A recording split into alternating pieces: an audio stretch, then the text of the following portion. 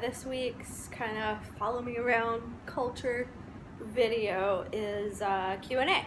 I've been asked a ton of questions about the move, before the move, during the move, after the move, been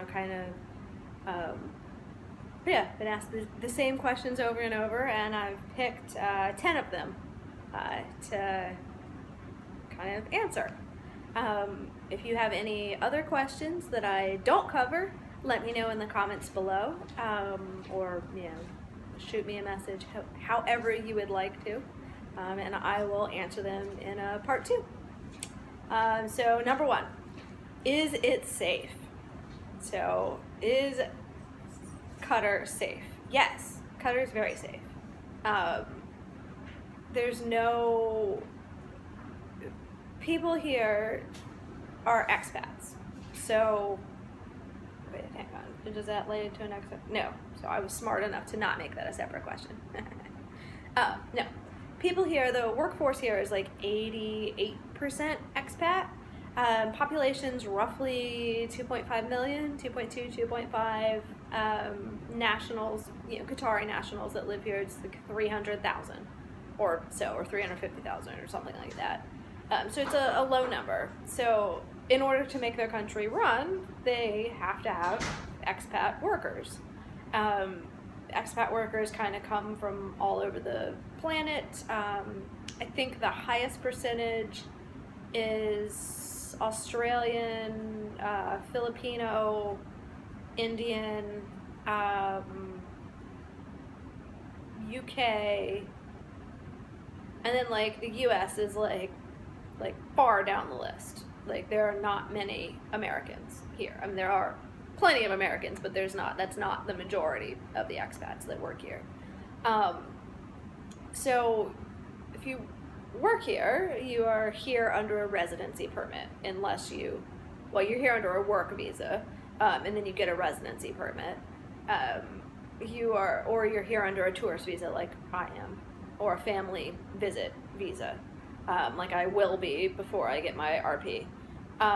Residency permit, which is your card that you can get health insurance then, and you can kind of stop having to leave the country every 30 days or get your visa renewed.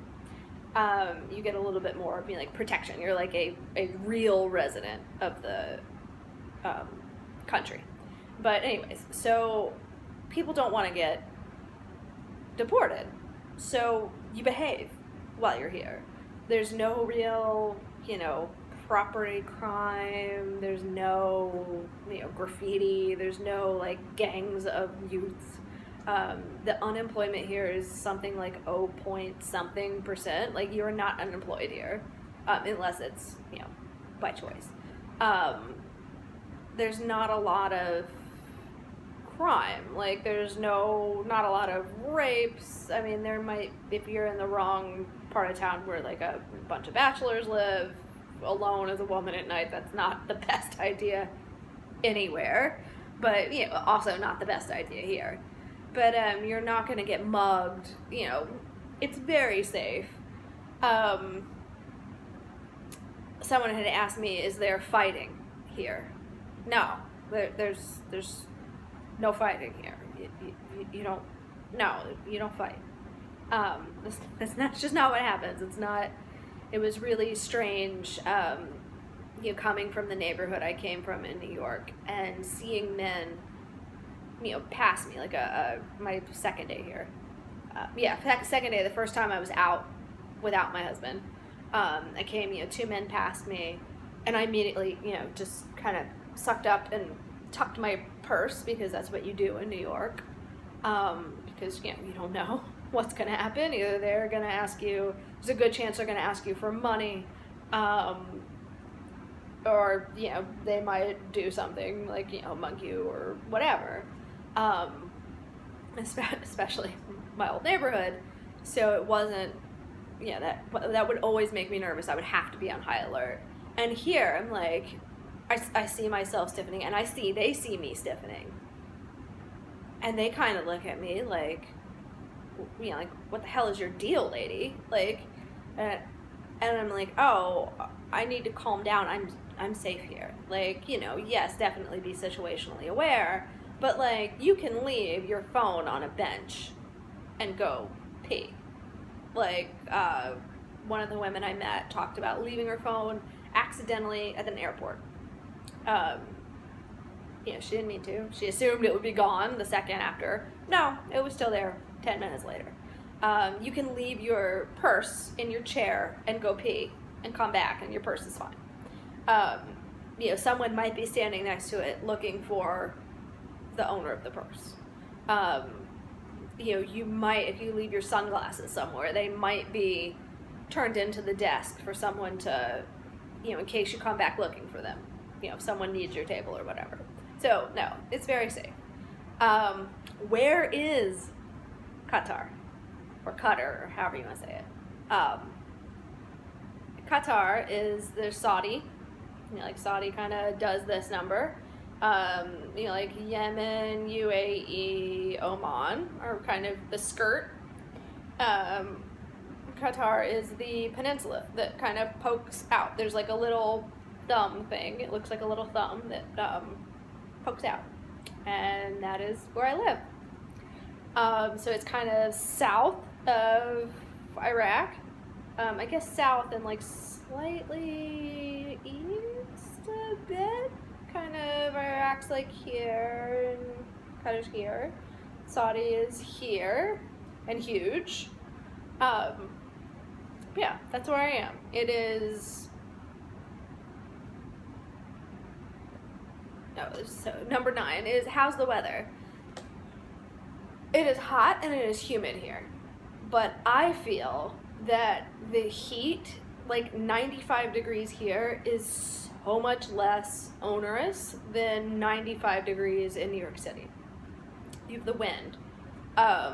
There's a breeze because it's a peninsula, so it's like when I lived in Miami. The breeze comes and it scours. So it's hot, and like from what I've heard, the summer is like you open up the door of your oven on high, and it feels like a wall of hits you in the face. But I have not experienced that yet. I've experienced 104, 105 was the highest, maybe like 108 one day, which was hot, and I didn't want to do anything. But it is a desert. So it's a desert, but it's a desert that with a very humid air. So it's dry, and I'm dehydrated all of the time. I am still trying to figure out how to force enough liquids into my body that I'm not, like, you know, that I'm peeing clear in the morning. I haven't figured that out yet. I'm trying, but it's hard, especially the coffee I'm drinking now. It is not easy. And I feel like I'm constantly just drinking and peeing all day because it's dry. I mean, there's no dirt outside. That is not something that exists here. There's no soil. There is a hard pan, you know, like desert, and then sand on top of that. If you will notice in my videos, there are, like when we go around town, there are plants, and there is grass sometimes and trees. Those aren't native to here. Those are shipped in, and I will show you. I'll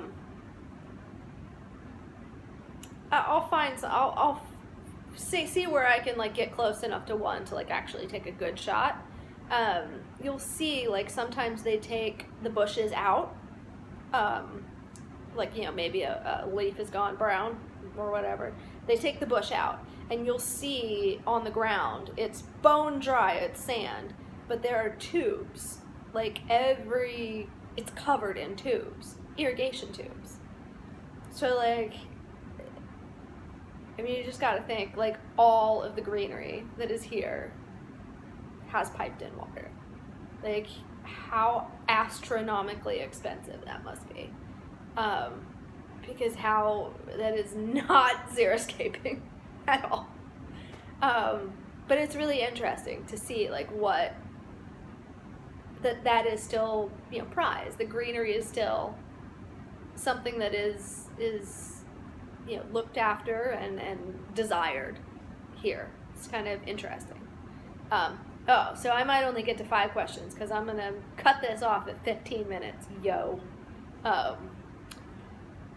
Do I have to wear a burqa or a abaya or a hijab? No, I don't have to wear any of that. I'm an expat and I'm not a Muslim, so I don't have to wear any of that. If I was a Muslim woman and I chose to wear that, then yes, I would need to wear it. But here, no, I don't. I do need to cover my head with a scarf if I go into a mosque. But thus far, I've not been in a mosque. So, I mean, that's just polite. You do need to dress within reason. You should dress modestly here, which means, short sleeves and, cover up your knees. But I don't run around in booty shorts in the U.S. anyways. I do have some shorter dresses that I will probably wear capris under, that I brought. And I end up wearing, this is a tank top. And, if I'm at home, then I'll wear, a tank top. There's plenty of women running around in athleisure wear. I was not one of those women in the States, so I'm not going to be one of those women here. It's just, ew. I bring, a button down, or I bring a cardigan, or I bring one of my mini scarves with me everywhere. Not only, is it polite to fit in, but it's cold. It's freezing inside. The malls are really cold here. The restaurants are really cold. My house is chilly. I have my cardigan behind me and I'm not wearing it because I'm wearing this shirt. So yeah, no, I don't have to. It's not encouraged. It's not expected. That is nothing that's really, I think it would probably be offensive because you wear those for religious reasons, and I would imagine that'd be really confusing why I would wear that. So yeah, no, not expected to.